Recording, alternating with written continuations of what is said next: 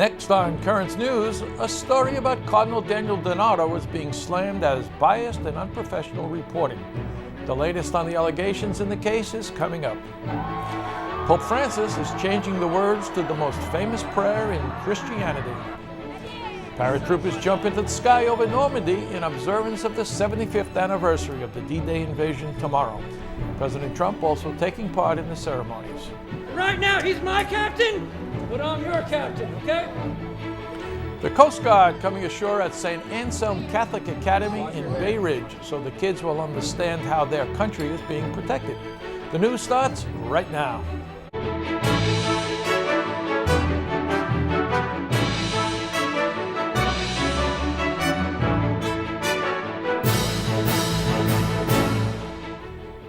Good evening, I'm Ed Wilkinson. The Archdiocese of Galveston, Houston is denouncing an Associated Press story about Cardinal Daniel DiNardo. The article recounts the story of a woman who accuses the cardinal of mishandling sexual wrongdoing. The Archdiocese calls the story biased and one-sided. To consider priesthood and consecrated life. Representatives for Cardinal Daniel DiNardo, the head of the U.S. Conference of Catholic Bishops and the Archdiocese of Galveston, Houston, are taking on the Associated Press for what they say is inaccurate reporting. According to the AP, Laura Pontikis, a Houston area Catholic and construction executive, alleges she was manipulated into having an inappropriate relationship with Monsignor Frank Rossi. At the time, Rossi was the Chancellor and Vicar General of the Archdiocese.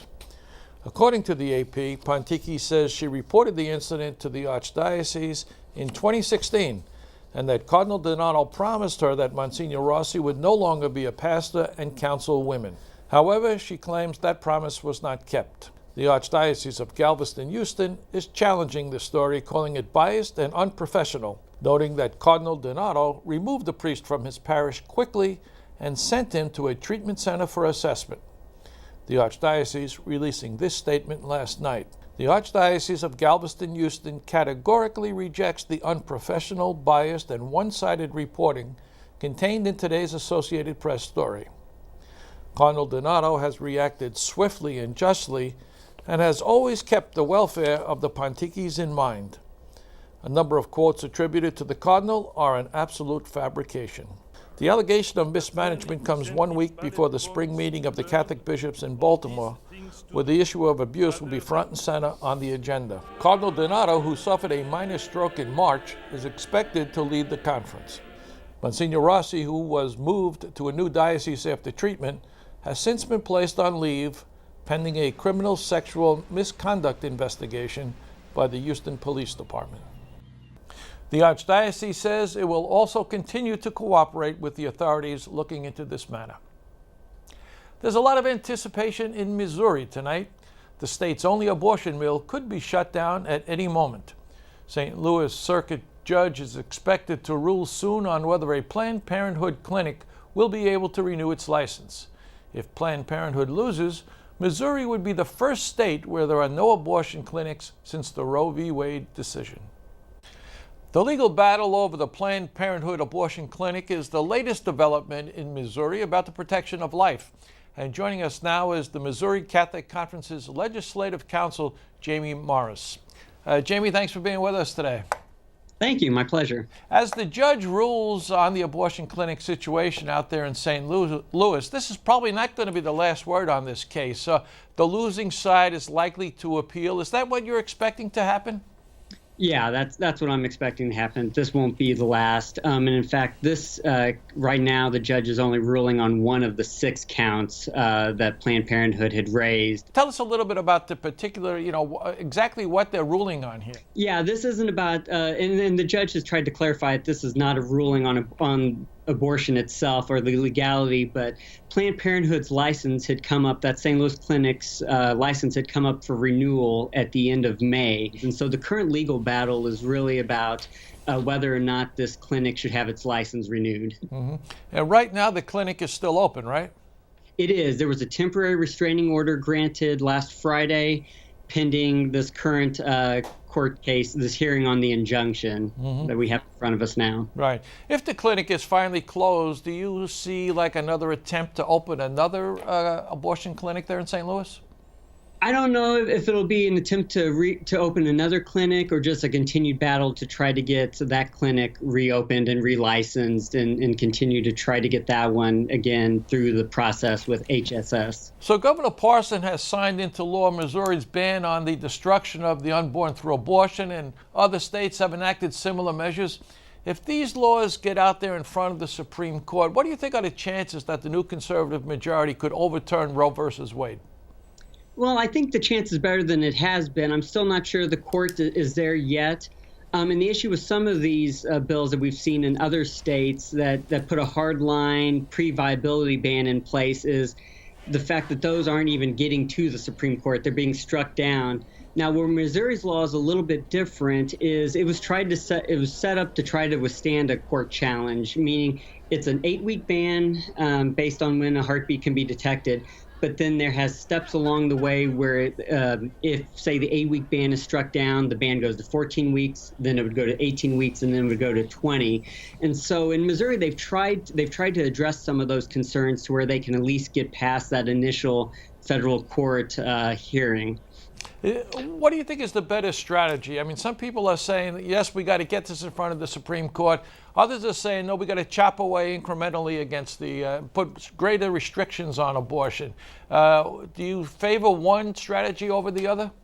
I don't know that I really favor. I mean, I do see the benefit in an incremental approach. Well, what I do think is still beneficial to these states that are going toward heartbeat and really trying to push that envelope is, regardless of the constitutionality of the bills, it's changing the narrative, and these bills are really highlighting the humanity of the unborn. And so instead of just having a focus on this hard line of viability, these bills are putting forth. I mean, Missouri's has a pretty extensive finding of medical and legal facts that changes the narrative and gets us to where we're talking about, okay, we know when a heartbeat can be detected. We know when brain activity can be detected.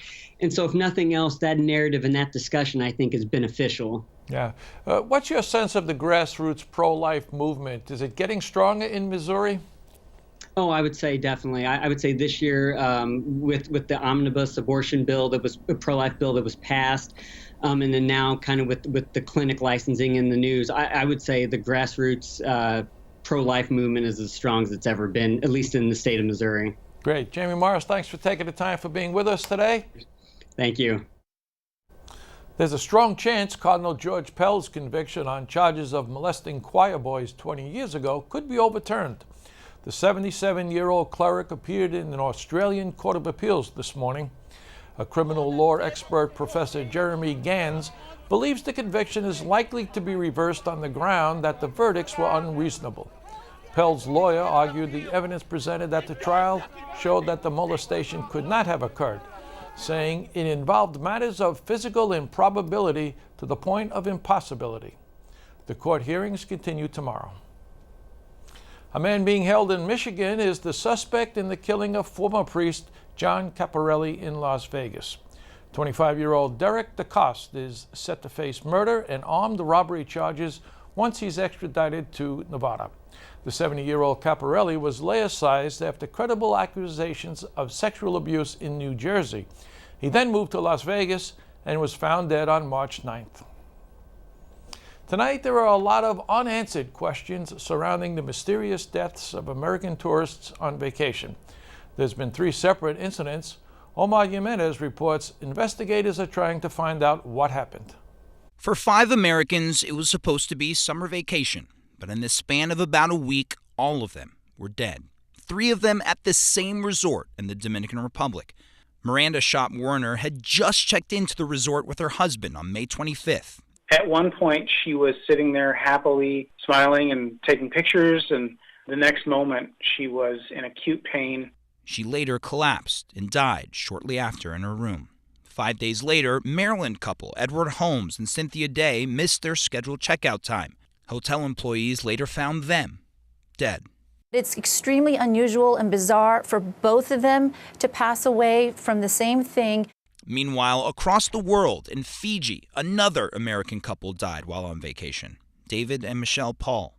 She told me that they're sick and they're vomiting and they have diarrhea. She told me that her hands are numb. The Ministry of Health and Medical Services there said their illnesses progressively worsened, and despite best efforts, they died within a few days of each other. Various things can cause it, whether it's viral, whether it's toxin or chemical or trauma or medications. But until those answers become clear, the mystery continues as to how these 5 Americans went on vacation but didn't come back alive. Omar Jimenez, Currents News.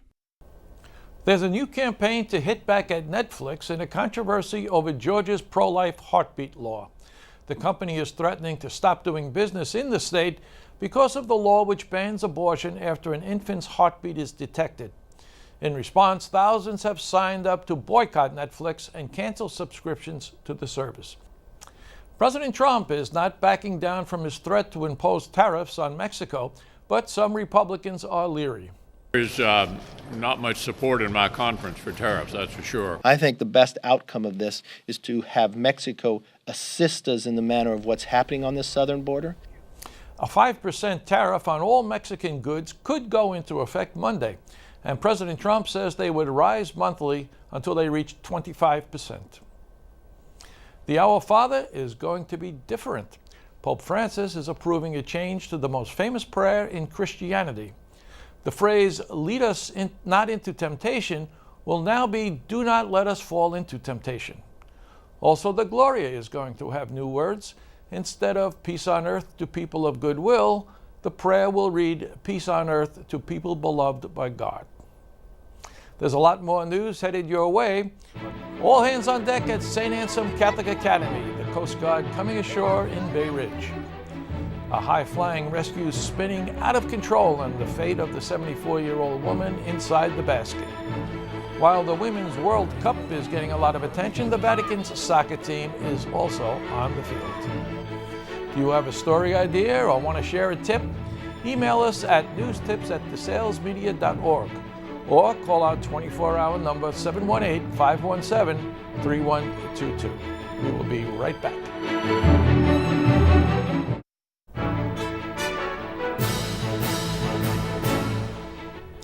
President Donald Trump ended his state visit to the UK by commemorating D-Day ahead of the 75th anniversary tomorrow. The President, First Lady Melania, and Queen Elizabeth met with D-Day veterans in Portsmouth this morning. They thanked the vets for their heroism and courage. The President also took a stage to read a prayer that former President Roosevelt gave over the radio during the Normandy landings, asking the Lord to set humanity free from suffering and to protect their heroic servants. In observance of the D-Day anniversary, paratroopers carried out a drop from the sky over Caritan, France today. The town was at the center of the battle between Allied and German Nazi forces.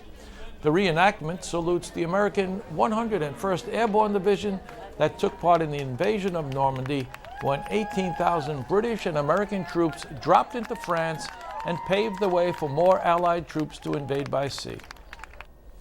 Tomorrow on Currents News, Archbishop Timothy Bergoglio from the Archdiocese of the Military Services in the United States will be here to talk more about that fateful day 75 years ago.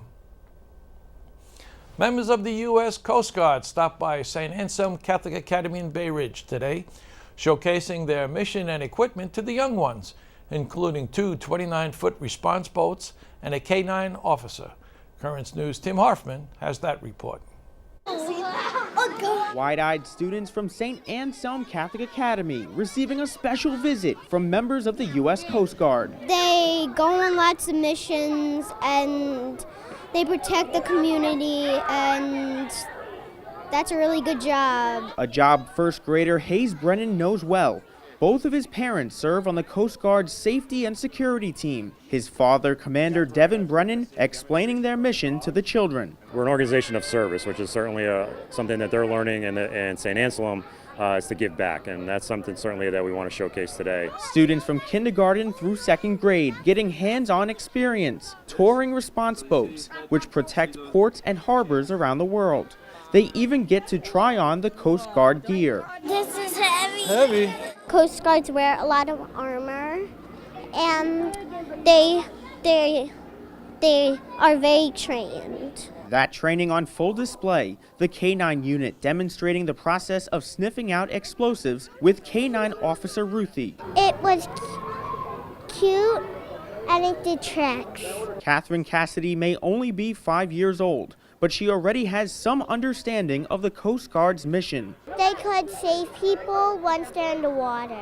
75 years ago, the Coast Guard joined other military branches and allied forces, invading Normandy during World War II. Commander Brennan sees today's school visit as a way to teach children how the country is protected. This is an opportunity to show that at the end of the day, we're just people just like them. We made a choice to serve our country and to serve a bigger purpose than just ourselves. A choice his son Hayes is thinking about making for himself. My mom and dad have been in the Coast Guard since I was born, and all the stuff here is really cool, and I would like to save people. Hayes and his classmates learning rescue tactics and how to follow the Coast Guard's motto, always ready. In Bay Ridge, Brooklyn, Tim Harfman, Currents News. The soccer world is debating whether the United States or France will take home the trophy from the Women's World Cup that begins in 2 days. While we don't know which team the Pope favors, it's no secret that the Holy Father is a huge soccer fan. But he's not the only one at the Vatican with the love of the game, as the women of the Holy See are taking the field for the first time. Melissa Butts reports from Rome. The Women's World Cup is set to begin on Friday, but women in the Vatican are kicking off to a whole new start with their very own soccer team. At Vatican Family Day last June, women created a small group to play soccer against one another, like the men have done for years. The idea scored among the female Vatican workers. Now around 25 women aged 22 to 51 have formed a team, flashing these bright yellow and white jerseys on the field. We're dressed in this role, which seems like a novelty, but in reality, women also play soccer. Obviously, for the Vatican, though, maybe it's particular and new. It's fair to have a women's team, above all because the Pope keeps women in consideration and believes it's important. This year, we also have the Women's World Cup. After a couple years, who knows, maybe the Vatican could participate. Many of these women had never met, despite working in the smallest country in the world. The team's manager says the aim is not necessarily to win, but to have fun and build community.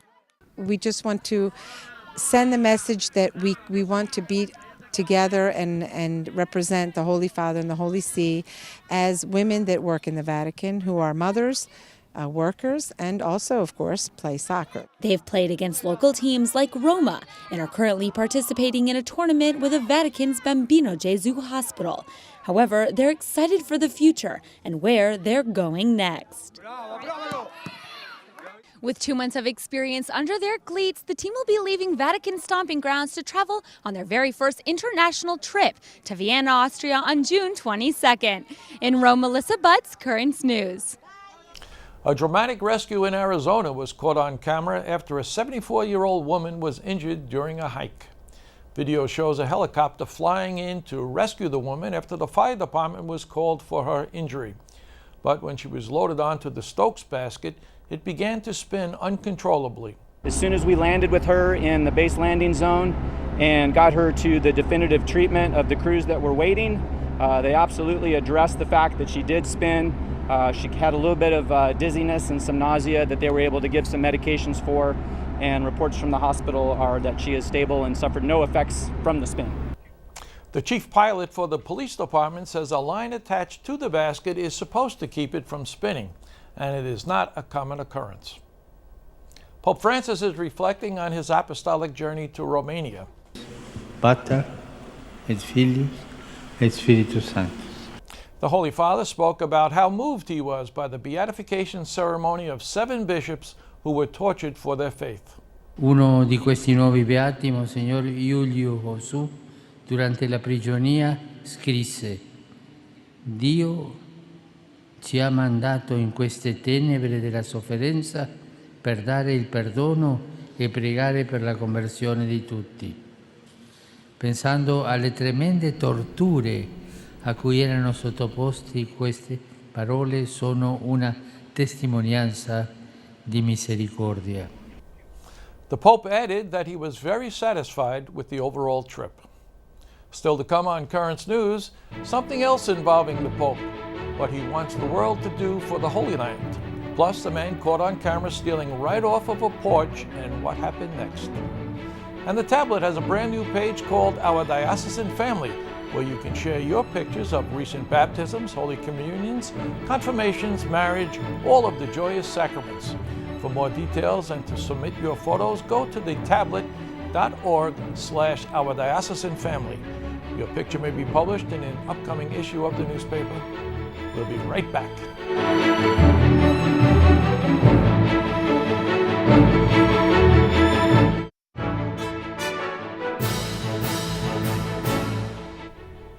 Pope Francis is appealing for peace in the Holy Land. He addressed the crowd of pilgrims gathered in St. Peter's Square, asking for a worldwide minute of peace this Saturday, June 8th, in an effort to restore fraternity to the Holy Land. Alle ore 13 siamo invitati a dedicare un minuto per la pace, di preghiera per i credenti, di riflessione per chi non crede, tutti insieme per un mondo più fraterno. Saturday marks the 5th anniversary of when Francis met with the presidents of Israel and Palestine at the Vatican. The United Nations has declared August 22nd as the day to commemorate victims of violence based on religion. The resolution invites all member states, relevant organizations, civil society, and the private sector to observe the International Day. This comes in the wake of recent religiously motivated terrorist attacks like those in New Zealand, the Philippines, and Sri Lanka. A porch pirate caught on camera.